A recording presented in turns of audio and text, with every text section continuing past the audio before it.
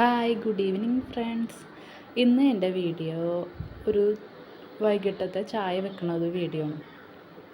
അപ്പോൾ അതിന് മുമ്പ് ഞാൻ ടെറസിൻ്റെ മുകളിലൊന്ന് പോയായിരുന്നു. അപ്പോൾ കണ്ട വീഡിയോ ഇതാണ് കേട്ടോ. എന്താ വെയിൽ, അകത്തുനിന്ന് പുറത്തോട്ട് ഇറങ്ങിയിട്ട് കണ്ണ് കാണാൻ പറ്റണില്ല, അങ്ങനത്തെ ഒരു വെയിലാണ്. പിന്നെ ഞാൻ താഴത്തേക്ക് ഇറങ്ങി ഫ്രിഡ്ജിൽ നിന്ന് പെട്ടെന്ന് പാലൊക്കെ എടുത്ത്, ഞങ്ങളിവിടെ പശുവിൻ്റെ പാല് വാങ്ങിക്കണം. ഇവിടെ വൈകിട്ടാകുമ്പോൾ വരും, 4 മണി 4:30 5 മണി ആ ടൈം ആകുമ്പോഴേക്ക് പാൽ ഇവിടെ വരും.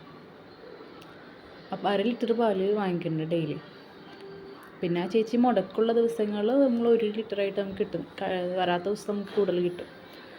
അപ്പം അങ്ങനെ അതാണ് ഇത്ര വലിയ തൂക്കപാത്രം വെക്കണത്. കുറേ മുടക്കായി അതിൻ്റെ ഇത് കാരണം.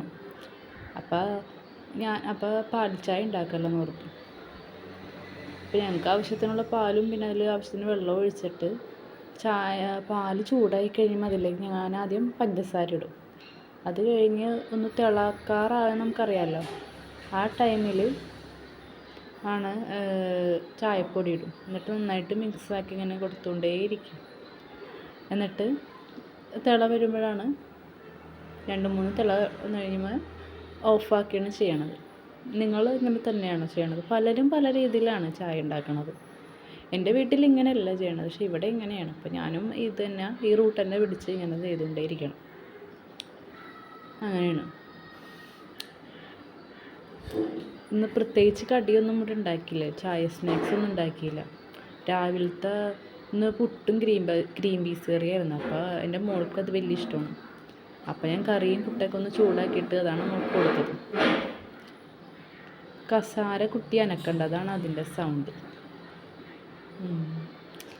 അങ്ങനെ ചായ തിളക്കാറാവുന്നുള്ളൂ. അങ്ങനെയാണ്. അത് കാരണം ഇന്നിവിടെ സ്നാക്സ് ഒന്നും പ്രത്യേകിച്ച് ഉണ്ടാക്കിയില്ല.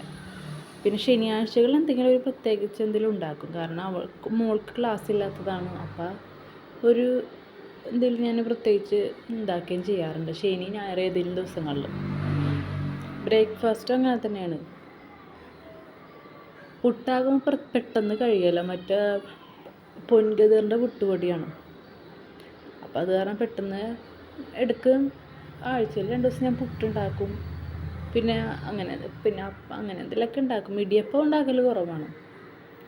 ഞാൻ എത്ര മാവ് കുഴച്ചിട്ടും ചിലപ്പോൾ ശരിയാവില്ല, എങ്ങനെയായാലും ഇതായിട്ടിരിക്കും.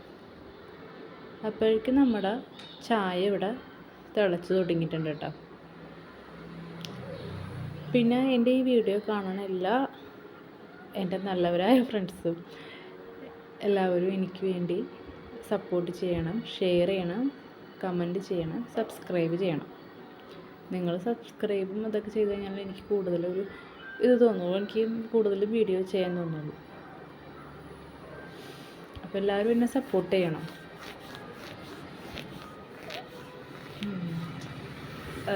എന്നാലാണ് എനിക്ക് ഈ യൂട്യൂബ് ചാനൽ എനിക്കും ഇനി അങ്ങോട്ട് മുന്നോട്ട് കൊണ്ടുപോകാൻ പറ്റുള്ളൂ.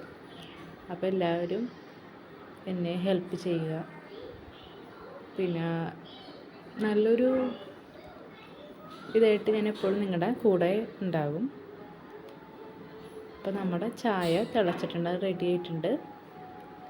നമുക്കതെടുത്ത് ഗ്ലാസ്സിലേക്ക് ഒഴിക്കാം.